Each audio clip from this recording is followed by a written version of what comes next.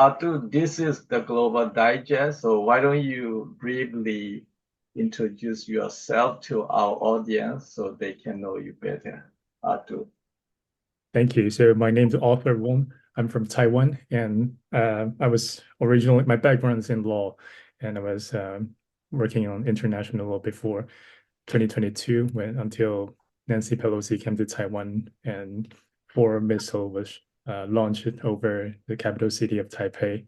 So the cross-strait relation became really tense, and that was a moment I started looking into international security, and I started my program in Cambridge. Now my project is on Taiwan problem that I research the security issue of Taiwan and how do we face the rise of China, the deterrence policy, and all that. So yeah, it's interesting that this is Taiwan problem, and I think it's the Taiwan problem, existential problem, and it involves in the two greatest power in the world, and it also involves some regional power like Japan, Australia.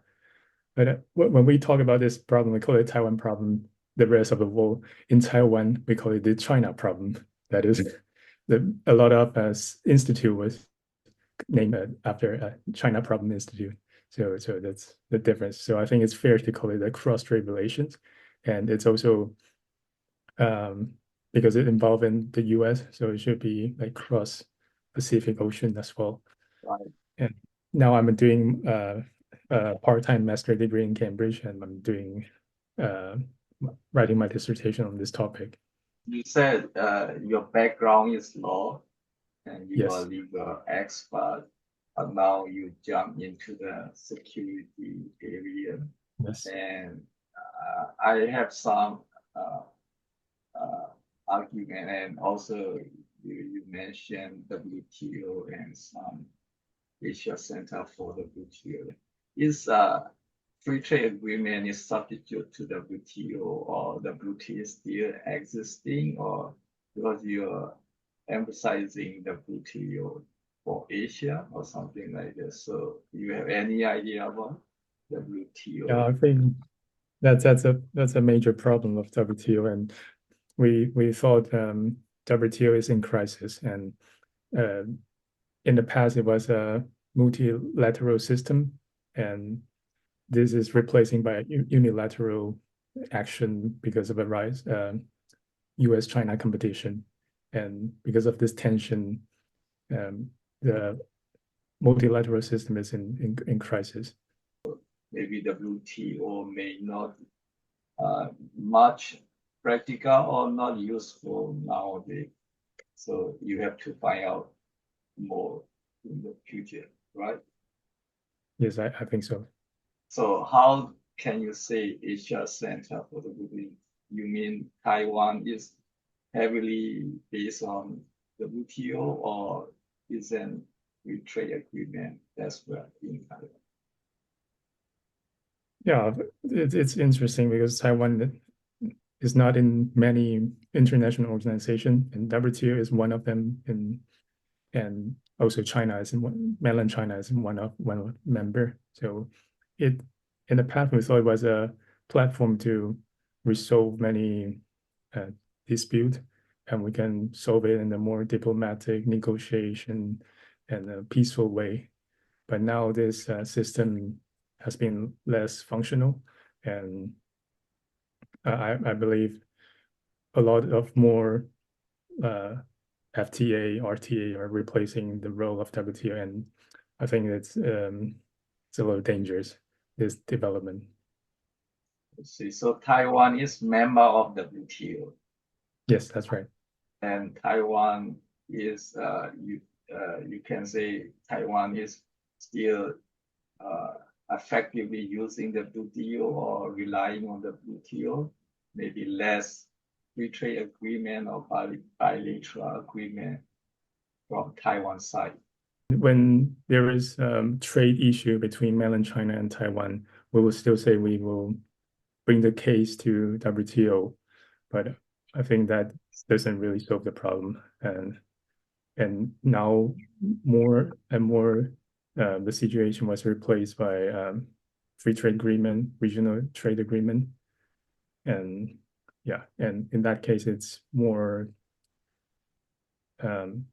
advantages to the greater power, because in the bilateral system, the greater power has more chips to play on the table. So your legal background, so WTO can be still useful for legal norm and standard whenever dispute about trade issue or trade policy. As you said, exactly when particularly with dispute with mainland China, Taiwan can rely WTO as one of platform as legal norm and standard. Yes, on the legal aspect, I believe, because but the problem between Taiwan and China is not just legal. There are also the security, gray zone operation, military drills happening, and it's political, cultural, historical, and for the trade part, I believe we can still go through WTO, but I think the problem is bigger. That's why I'm doing my research on the security part. I think there should be some further development on deterrence policy, because the balance of power has changed. I can bring up a data from 20 years ago during the first missile crisis. Taiwan's GDP was about 40% of China, mainland China. It was in 1996, after our first presidential election. 20 years later, in 2022, when Nancy Pelosi came to Taiwan, the GDP of Taiwan was 4% of China, and the military budget is their military budget is 17 times more than us. We doubled it last year, so it becomes 13 times, but it's still significantly different. Right. The size. So it is all the negotiation and this balance of power has changed, and I believe some the traditional deterrence policy should also change to cope with this situation and to guarantee the safety. And that is about my project now I'm doing Right. for my dissertation. I see. So I can see Taiwan's situation, Taiwan's status is slightly different from Japan. You know, Japan Yeah, is full. I mean, they can decide whatever without any barrier, any hindrance from anybody, any countries. It's not in the case of Taiwan. So Japan rely a lot of free trade agreement nowadays, and they can do more bilateral agreement. But Taiwan is somehow a lot of limitation from mainland or international system, as you said, even security related, even your trading and doing business, commerce, you know. So, yeah, but maybe Taiwan will be much better than Hong Kong, right? Hong Kong trading and commerce. Hong Kong is part of China, mainland China, exclusively, but they still maintain uh, independent administration and that's democratic right. system. I talked with Hong Kongese professor, and they said financial, they are very much free. Mainland China allow them to independently operate finance sector, many administration issue. So how you can compare with Hong Kong and Taiwan? I would say Hong Kong would be an example for Taiwan, and then considering the cross-strait relations, and especially after 2019, the protests, and also it also reflects in the election in 2020 in Taiwan, that for Taiwanese people, that one China, two system just seemed Right. didn't work after that. And also the identity of Taiwanese people has become more and more independent. If you follow a survey in Taiwan that has been conducted every year in the past 20 years, the people identify themselves as Chinese has fallen from like almost half down to like 4%. If you ask people in Taiwan if they're Chinese only or they're in the past, the majority is I'm Chinese, but I'm also Taiwanese, and this proportion is also decreasing. It's also, you can see a growing percentage of people who just believe they're only Taiwanese. And the other factor is, I think, in the past, there are a lot of mainlander come with KMT government in 1945 and 1949 to between Right. this period to time. And the second generation will still believe they're from mainland China and they're still going back. So for these people, it's easier to relate themselves to mainland China. I remember my teacher would say he's from Shandong province instead of being in Taiwan. But the next generation, they're born and raised here, so completely separating. And I think this trend will just be going on, and it'll be more and more independent de facto, and it'll be a bit harder for Chinese side to negotiate in this regard. Right. You know, you don't see Hong Kong is more and more integrating with mainland China.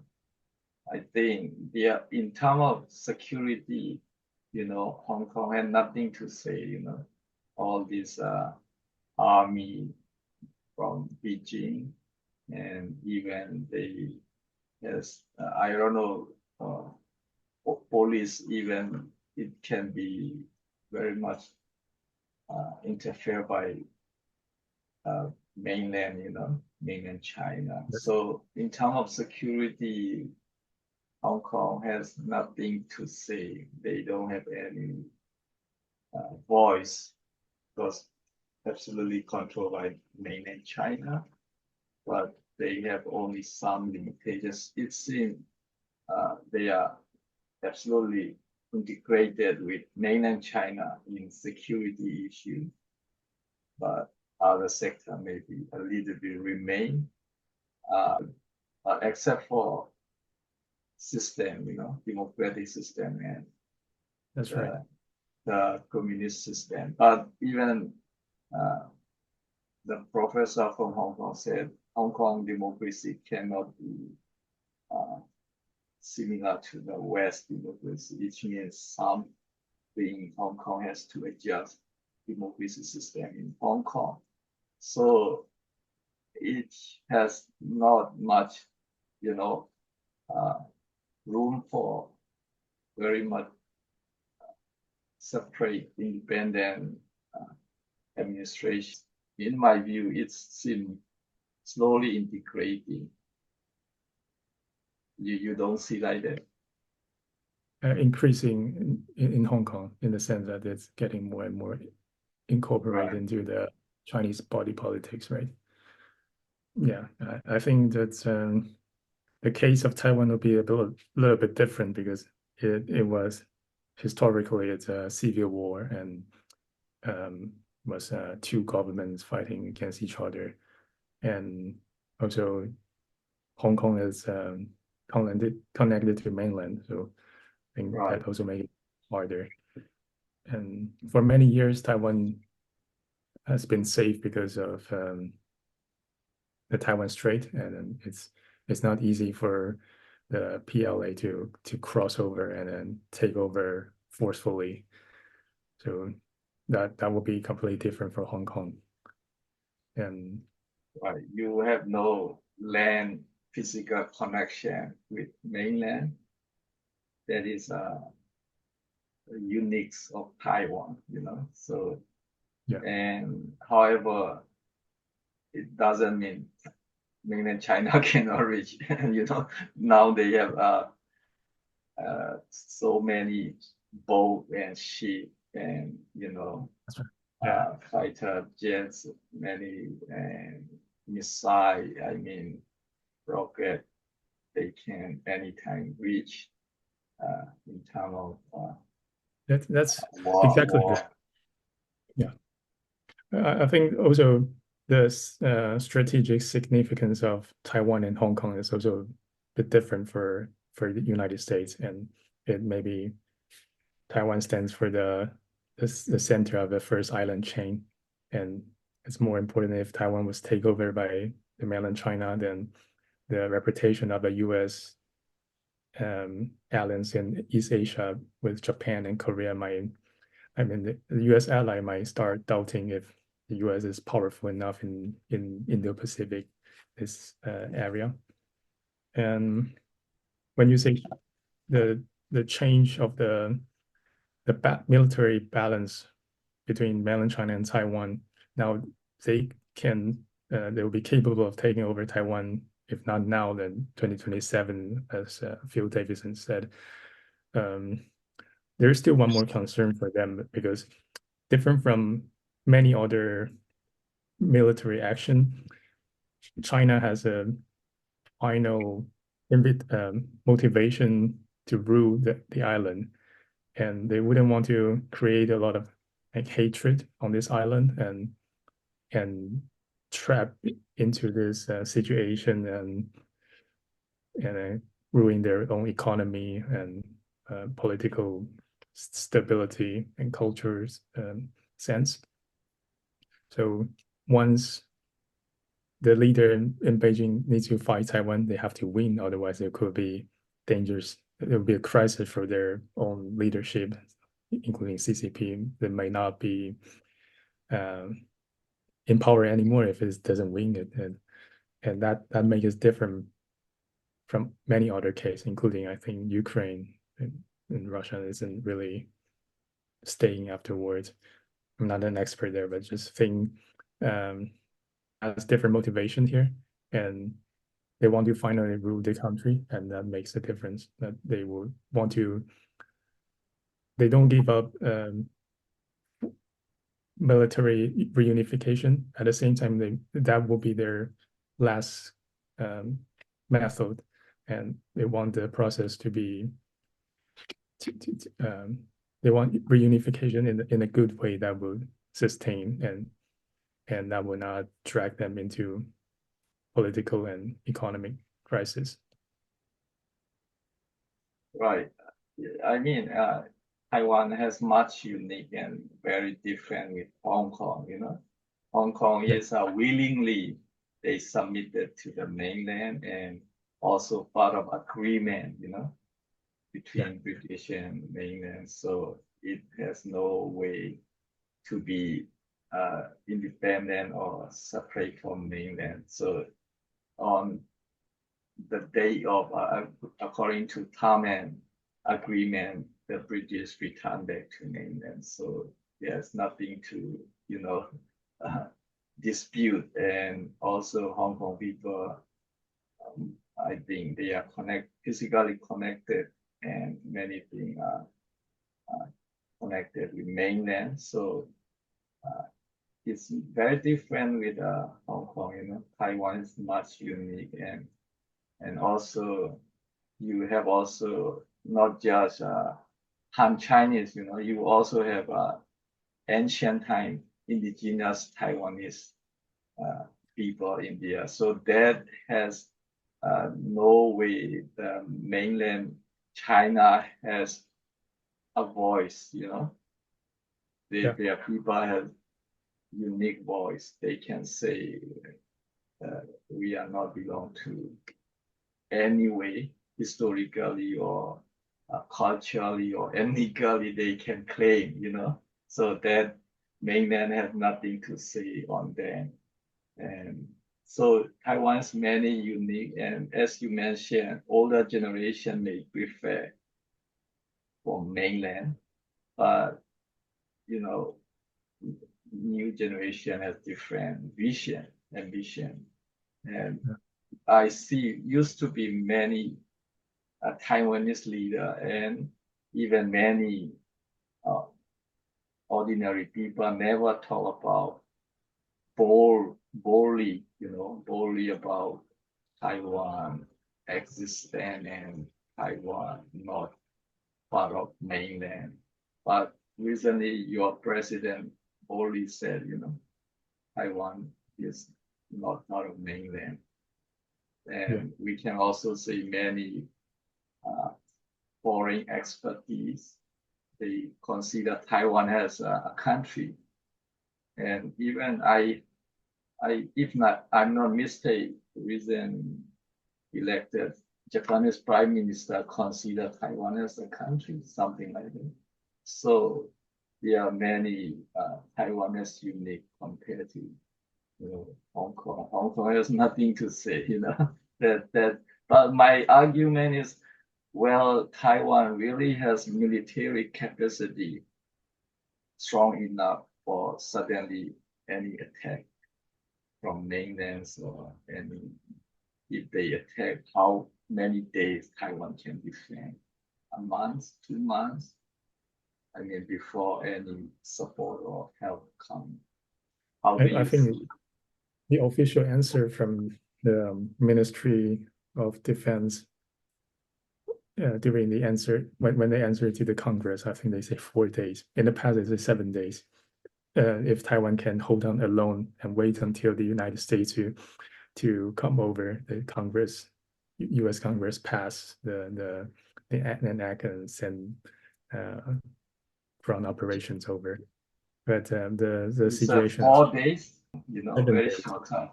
And this is extremely dangerous in later this year's, like after the US election in November and until the new president is elected and come into office in January next year. This 2 months, the US government might respond slower than usual, and if there's any contingency during this period, and it won't be 4 days. I mean, it will be longer than 4 days. Then this becomes a problem. I see.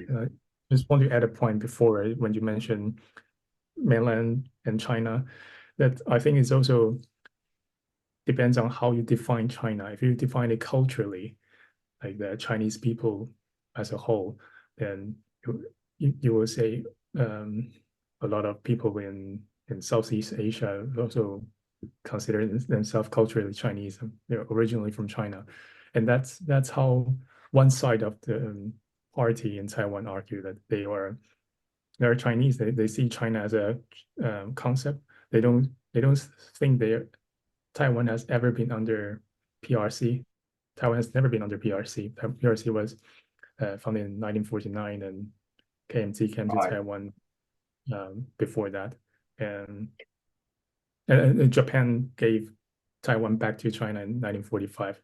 And for those 4 years, the entire China was including Mongolia, Taiwan, the whole China for 4 years until KMT lost to I see. CC.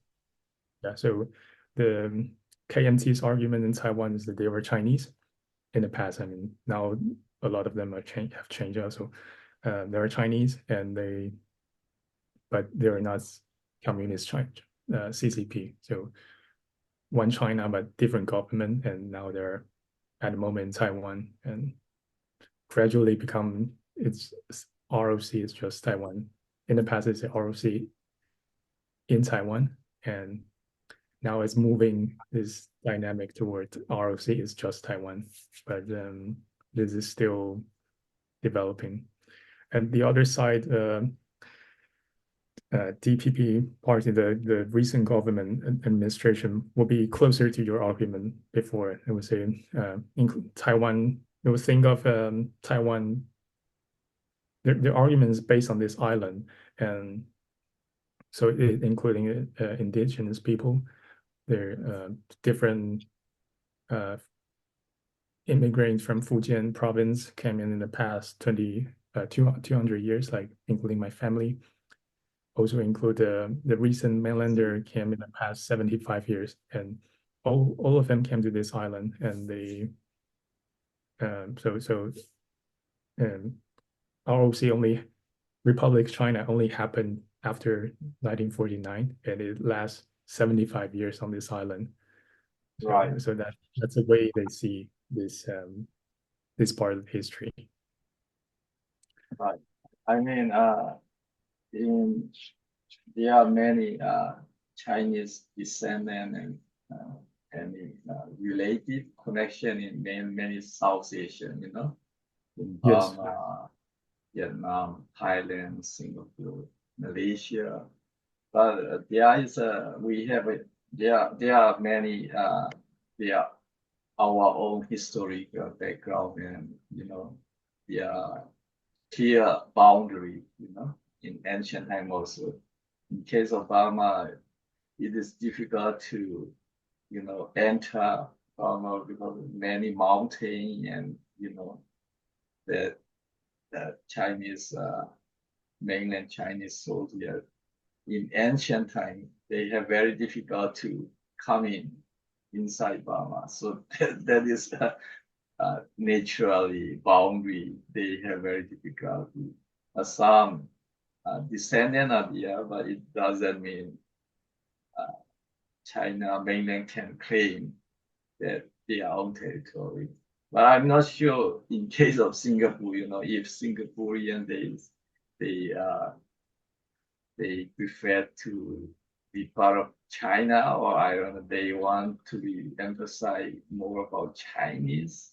If they say that the Singaporean I don't know, they were willing to be part of mainland China, I don't know.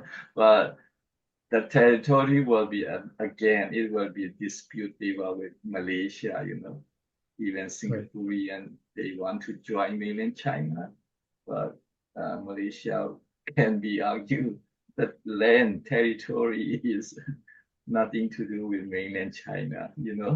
So Are they that's joining China? Are right. joining China? I think they're just playing some like geopolitical game between US and China. So they don't really want to side it with one of them, and so not being sacrificed uh, in the great power games. But you Right. see, they're moving toward China completely. Like even want to be part of China. Is that what you mean? Right. I mean, the sentiment, I'm not sure sentiment of Singaporean. That's I just because if the leader, if they have any secret agreement or something, it might be. Right. Um, we don't know, we don't know.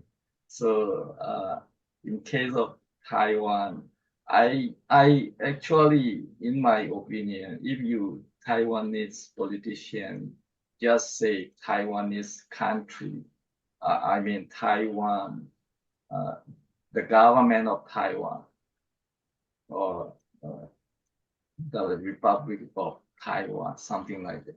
If you say ROC or BRC, ROC, that is very confusing name.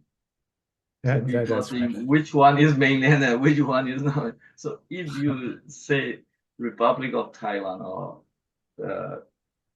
something like the People Republic of Taiwan, that will be very more clear, clear position.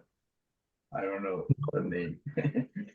What they do on our passport now is official name is still Republic of China, and they'll put a um, bracket afterwards with Taiwan, Republic China, Taiwan, and over the years, with a new version of passport, Taiwan became bigger and bigger, and Republic China is now getting smaller. And in the last version, Republic of China is only a little print around the flowers, and it becomes a Taiwan passport. They're moving towards this direction. Um, but if you say to claim to the status of Republic of Taiwan, then that would be completely crossing the line for mainland China, and will lose this balance of the strategic ambiguity. But It will I be think more. it will be more problematic from mainland China side if Taiwan change boldly the name, you know. Yeah, if that would be part of the declaration of the formal independence, and that is the red line of I uh, see. military reunification, forceful takeover. And so what I think when Taiwan's changing the deterrence policy to maintain the status quo and to maintain peace, what also important is assurance policy, that including not to pursue formal independence. You can de facto independence to have this status maintained is all right, but formal independence, including changing name or building formal relationship with diplomatic relation with United States or Japan, that will make us bring us into a dangerous situation, and that is not what we are seeking now. You have a American troop in Taiwan, right? I think without uniform, all of the things in Taiwan, you can have de facto something, de facto embassy, but without the title, de facto government, with not the title. And American troops in Taiwan for some certain, I think, radar and some certain military facilities, but they were not in uniform. And they Which also, means American troop in South Korea, Japan, a lot of number of American. It's not like that in Taiwan, but no, yeah, in Japan and South Korea, they're in uniform and they were military base. So they were US soldier. But in Taiwan, they will put their name under AIT, which is a de facto embassy, American Institute in Taiwan. And the soldier will be without uniform and still operating their military mission or to guide the local forces, the Taiwanese forces. I see. So Taiwan have many restrictions, right, from mainland. If some those minor things, in my view, those minor, if Taiwan government change or some updating, or it can be dangerous from the side of mainland China, right? They can make violence or they can explode Taiwan. If you make any small thing, those minor thing, mistake or anything, it might be Yeah, assault, right? They can make, they can make bigger, exaggerated, and eventually attack Taiwan. yeah, I think the time is on their side because they are rising, and there was one secret conversation between Henry Kissinger and Chairman Mao Zedong. I think Chairman Mao told Kissinger, the Secretary of State, by then in 1973, he Right. said he can leave Taiwan alone for 100 years because the situation is tricky, and if China is trapped into this conflict with Taiwan, then it will affect its economy, political leadership, and everything else what they collect in the past years. But after 100 years, when the military mind, economy mind is really different, then and also it is confident enough to keep the United States away in this area, then it will be a lot easier for them. And so that's what I see. So now Chinese economic growth, Taiwanese people are not favor. They don't feel interested, not that much. We still benefit from it. This week we have special about U.S. election. Finally, we see Trump is come back. Actually, I already, did podcast about Trump assassination attempt. Yeah, That time we already talked Trump will be on the way to the White House. Exactly, it's happening in my think tank, forecasting and predicting geopolitics and global politics accurate, we can say.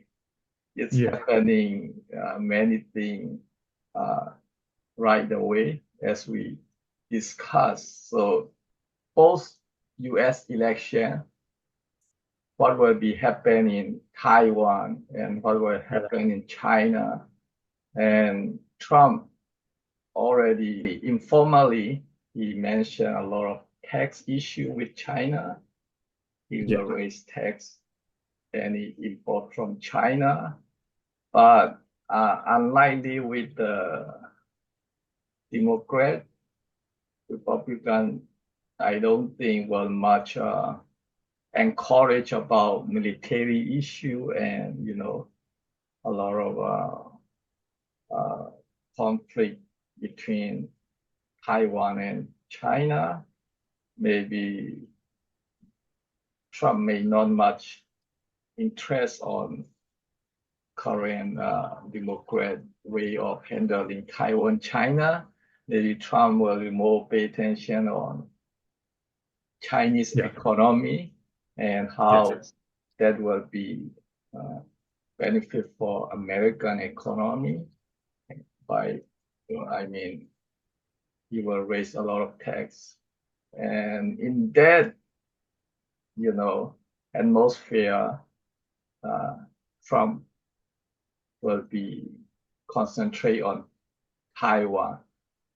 I know you have been discussed with different professor and Yeah. different With my experts society in in politics. UK. So how did you see the uh, expression from UK and other expertise around the world and yourself? Both US election and Trump successfully win election is landslide winning, it's Yeah. nobody expected that much landslide winning because US population feel seriously something wrong with Democrat America. They feel suddenly, oh, we are not secure because of in terms of faith issue and Yeah. also other corruption or spending money not for the public but for something else. Even we cannot trace where the money gone. They just Yeah. spending for institution or here and there, the money is gone. So that Trump has some very incentive promise to the low income class and he himself is a Protestant and people at least they pour all the above to the Trump. So Yeah. how did you see after Trump elected? I'll just share some thought on the impact of the US presidential election on Taiwan. Like, I think the biggest victim is not Taiwan, it's probably Ukraine. Zelensky is having a very challenging moment, and because Trump will probably have a deal with Russia to have a ceasefire there. So they have a bigger problem. Taiwan will probably be number two. I think it's easier for China to play a realist great power game with United States, like multi-exchange and uh, I'll call it a Henry Kissinger style, that when it's easier for China, it's harder for Taiwan. So like on the contrary, Right. when it's Biden's approach, it's more like a Cold War mindset with a value-based diplomacy. So Trump just hold it totally different way. And I Right. think Henry Kissinger said once, it's dangerous to be America's enemy, but it will be uh, to be Americans' friend is fatal. So Taiwan is facing this issue in the next 4 years because America will be purely on its national interest and protectionism, and and will ask Taiwan to pay more. I don't think it's possible to make Taiwan increase the military budget to 10%, as he claimed, but bigger problem like TSMC moving to the United States and entire semiconductor chain, and this is a bigger issue. This is a side project I'm doing, right? And on the China side, China is also fully prepared for a Trump re-election situation. He since September 25th, 25th of September this year, they test launch an ICBM missile DF-A31AG to South Pacific. On 14th of October, they had a joint sword 2024B around Taiwan, the military drill following the Williams Li's speech. 17th of October, another military inspection of Xi Jinping himself and DF-26 Brigade. And they also operate the 2 aircraft carriers around. So they're fully prepared. And they just want to send a message to United States that to prevent any military misjudgment. And on the as you mentioned, the tax side, the tariff, I don't think I think China is quite prepared in this aspect as well, because the export of China to compared to its GDP is only like 60%, and among this 16%, only 15% to America. So why Trump could impact is only like 2.4% of entire China's GDP in terms of tariff raise. So after the 6 years of a trade war, China is quite confident in facing this situation. So and then it's in favor of their development, I think. So do you China, want to say that increasing tax by US, well, China will easily accept it, or what will be China position?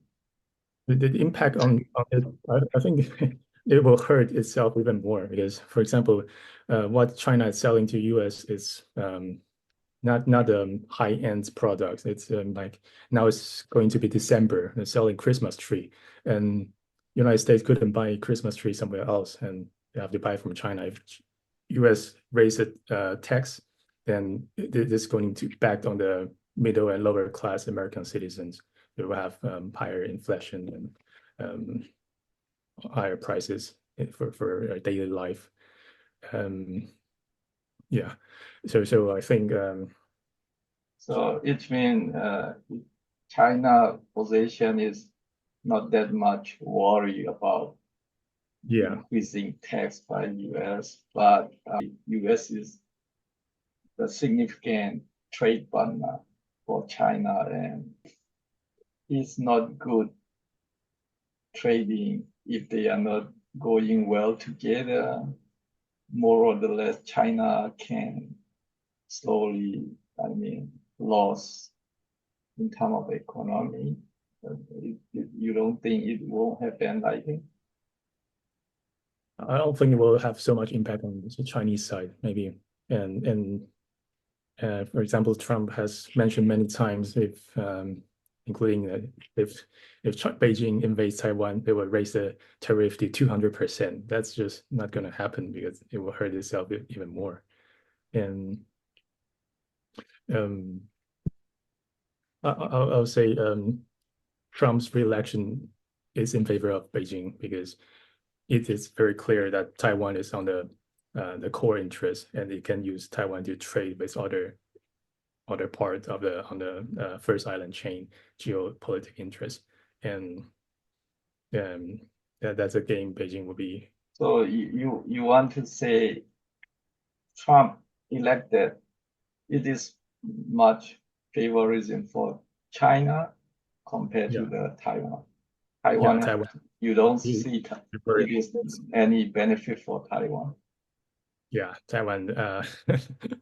The National Security Council, the Secretary General of Taiwan just mentioned yesterday that the Trump policy is to work with Taiwan to deter China. But I think one point forgot to mention that it's Taiwan is only a bargain for Trump. So at some point it will be traded off. So Taiwan should really be worried about this and don't play the great power games. That's not gonna win when you're not a great power.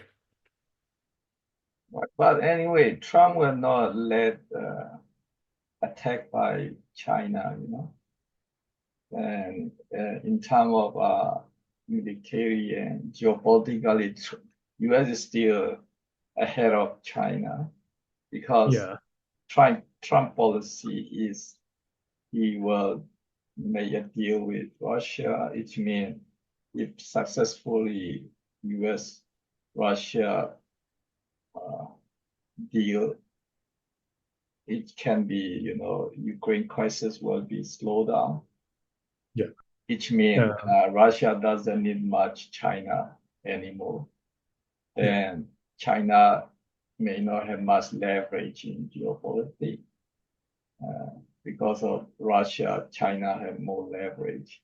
So if they don't have leverage, China cannot much, aggressive on the Taiwan, which means actually, U.S. can easily handle Taiwan Strait crisis because Russia Ukraine crisis is cooled down, then Taiwan Strait crisis can be easily handled. China have not much leverage. So, and in fact, Trump may not interested at all about military confrontation or those geopolitical things. He will be more focused on economic thing. So China, if they are not stupid, they won't much, I think, aggressive on Taiwan. It means they cannot uh, able to win or persuade in any way in terms of military or in terms of geopolitically, because U.S. is ahead of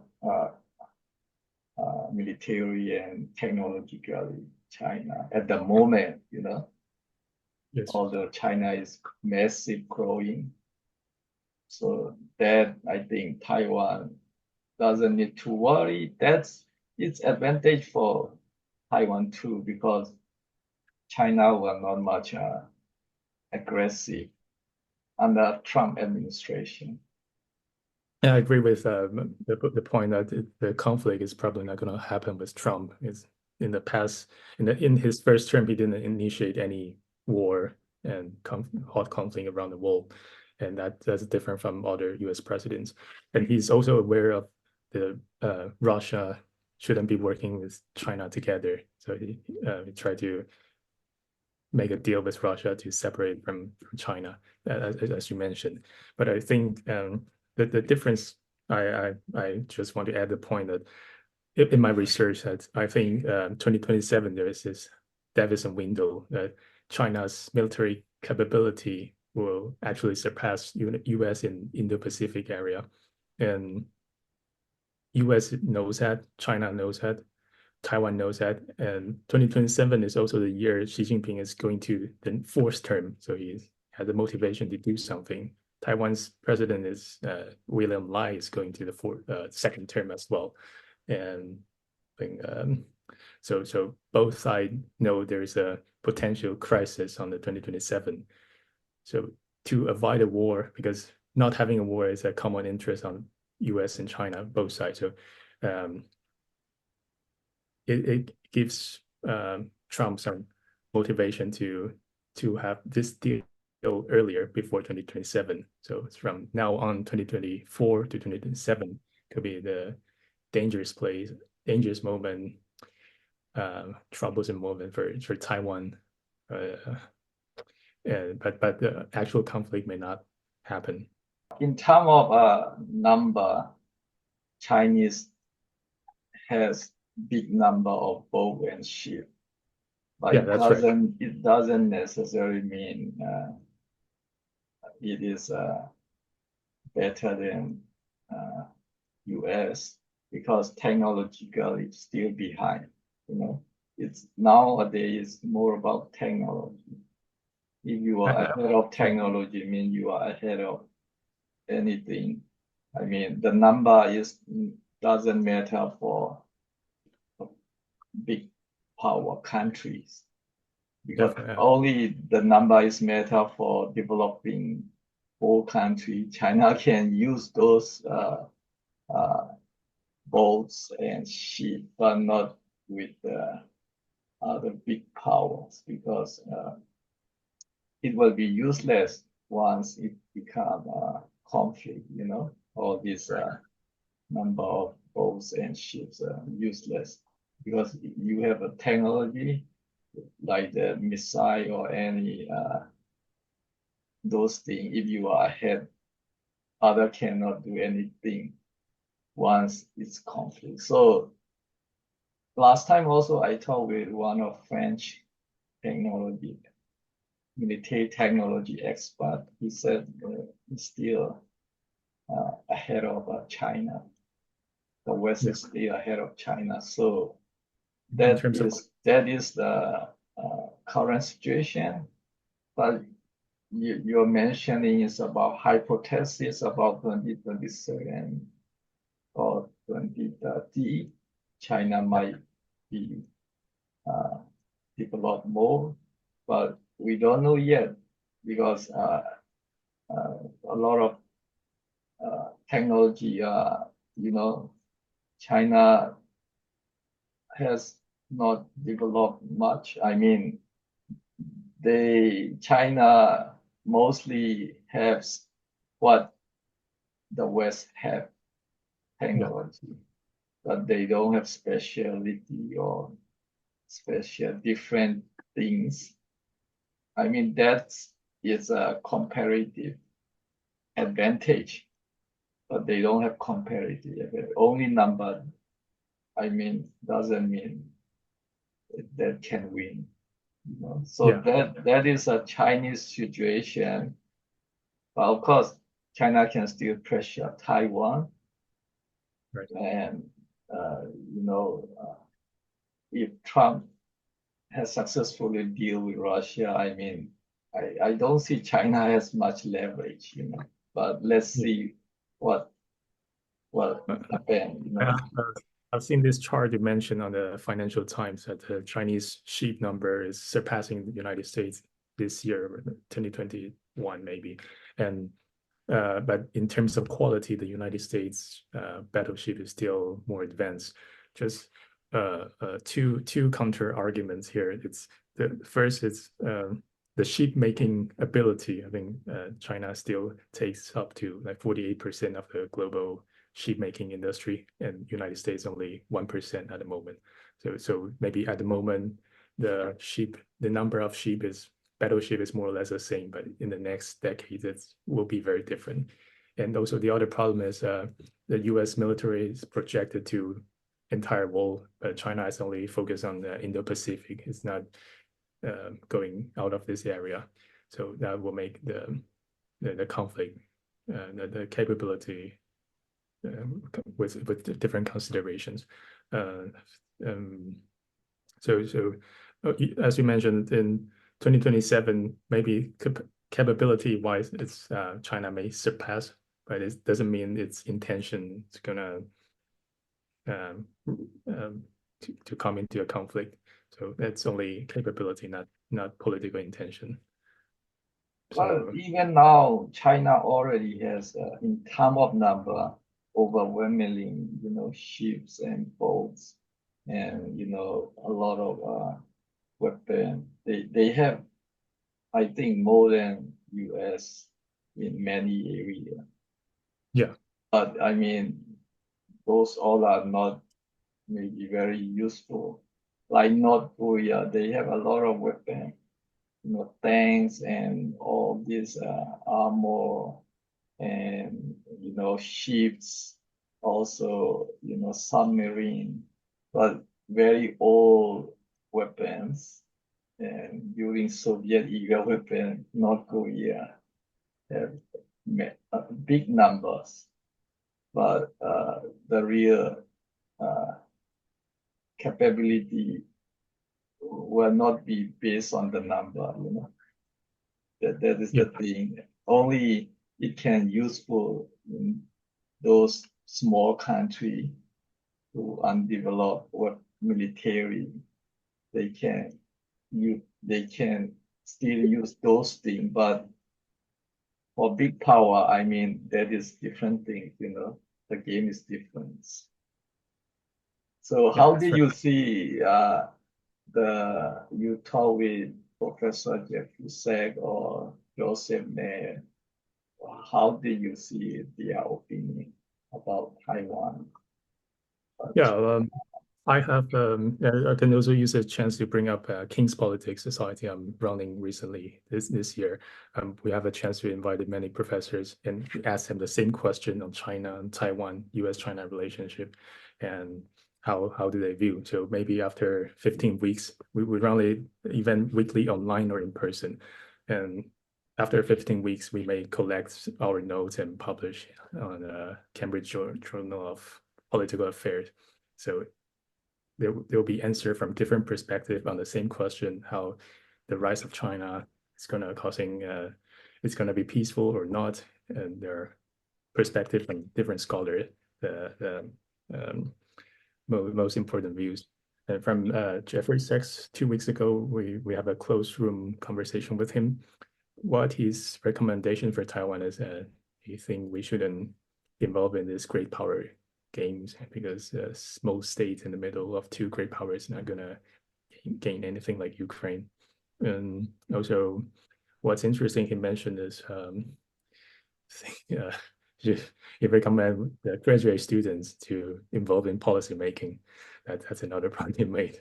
And from Professor Mearsheimer, he thinks China is a threat because of the structure and these two power is gonna come into conflict, but he think it won't happen in Taiwan.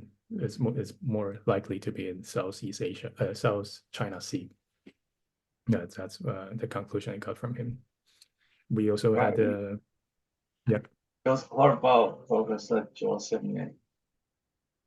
Joseph, Professor Joseph Nye. Joseph. Um, Joseph Nye, we talk about soft power, and we spend a lot of time talking different part of the world, Ukraine, Israel, and China. I think China is not an existential crisis to the United States. It's what the instability inside United States, a crisis, and in the leadership and divided society is a bigger problem for US. So I think I can conclude is he think it's not a threat for existence. But the what's fortunate this time in the U.S. presidential election is that the difference between Donald Trump and uh, Harris, it's Kamala Harris, is big enough. So there isn't really a potential crisis when the result is uncertain, lasting for 6 days, like last 4 years ago, then there will be some potential crisis domestically in the United States, and that will become a chaos in other part of the world.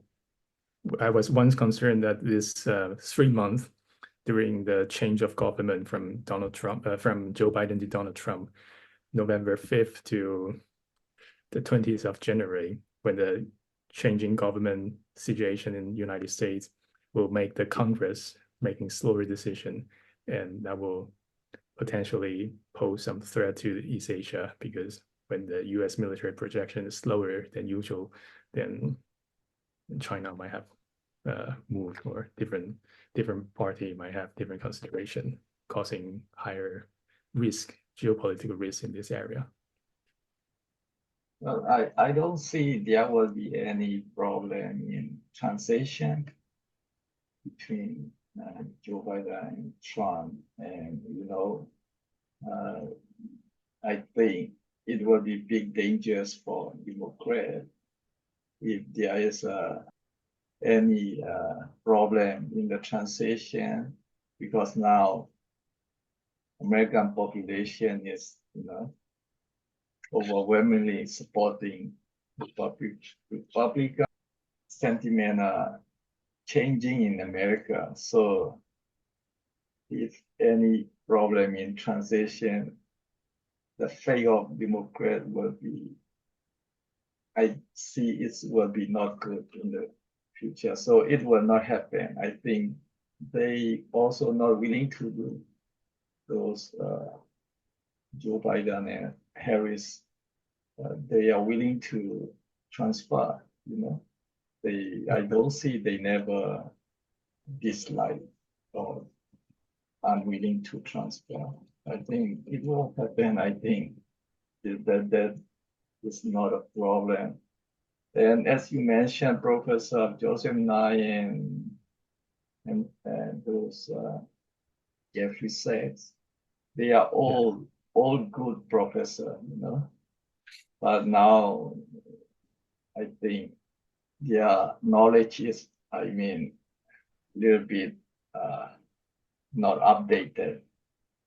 I mean, 2-3 decades they are top professor, but I think things have changed a lot, within decades and decades. So I think we have to see more younger scholar, professor, expertise. You can see my opinion is different with others. My analysis is different with others. Yeah. So each one is different. So we have to, view different way of thinking and analyzing.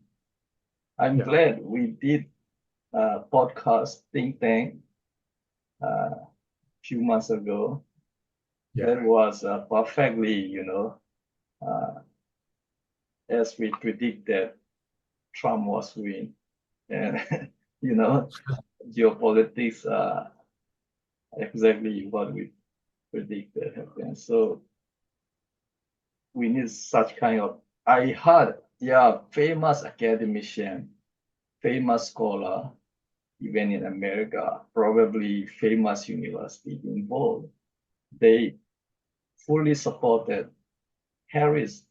They even announced, many people announced, academicians fully believe Harris will win.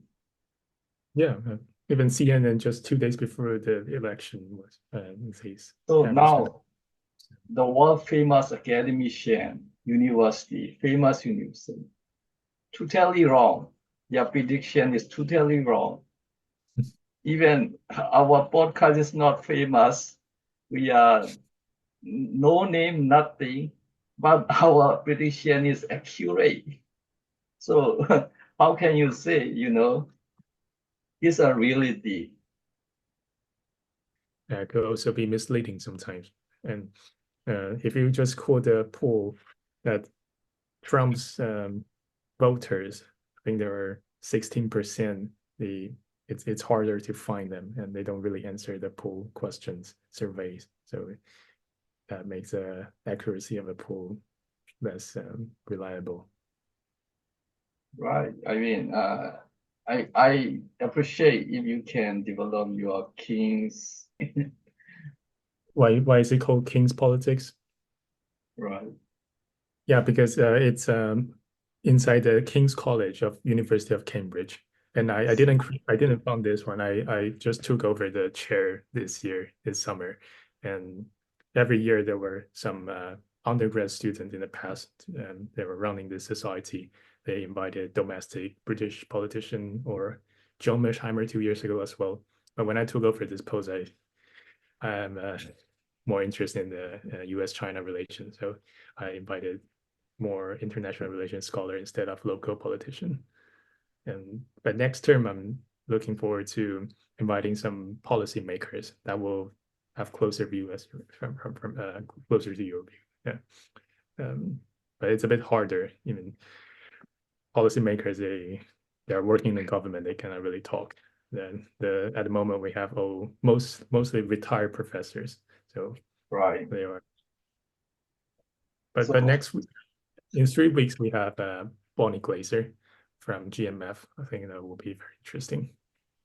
I think you don't need to worry. I think Taiwan case will not be, they cannot be highlighted. They cannot exaggerate it or China cannot China should not aggressive on Taiwan because Trump, even though not interested those military confrontation, which means they can anytime they can deal Taiwan crisis. They have capacity to deal, you know. That still they have capacity. I mean, if Chinese government, if aggressive, it will become unnecessary, provoking and making unnecessary thing that will not profit, and it just a disadvantage for China itself. So it will be, in fact, economy, if they do like that, Chinese economy will be down, and even Chinese position will be devastated in geopolitically. Not just Taiwan, you know, China has to do other things, Tibet issue, Xinjiang issue, many with South China Sea, you know. South China Sea will be big challenge for China because it's multilateral issue, which means China will be again big loss because all these surrounding Asian country, ASEAN plus Japan, Korea, India, it will be too much for China. So if China is not stupid, it will not let it happen, you know, because it doesn't mean they don't have capacity. If Japan can develop nuclear weapon anytime, you know, they have all technology and capability, finance. India already have. I mean, those things will be unnecessary thing. You know, that unnecessary thing will be disadvantage for China itself and other Asian countries. I just quickly bring up the nuclear part. I mean, in the past, we also interviewed Professor Yan Xuetong. He's from Beijing. He thinks nuclear is a reason China and Beijing and US will not go into a fight because of a mutual nuclear deterrence. And but now because of a technology advancement, there's a low yield nuclear weapon, making the nuclear weapon more accurate. So increasing the risk of nuclear war. And that's what we have discussed in the session with Professor Jeffrey Sachs.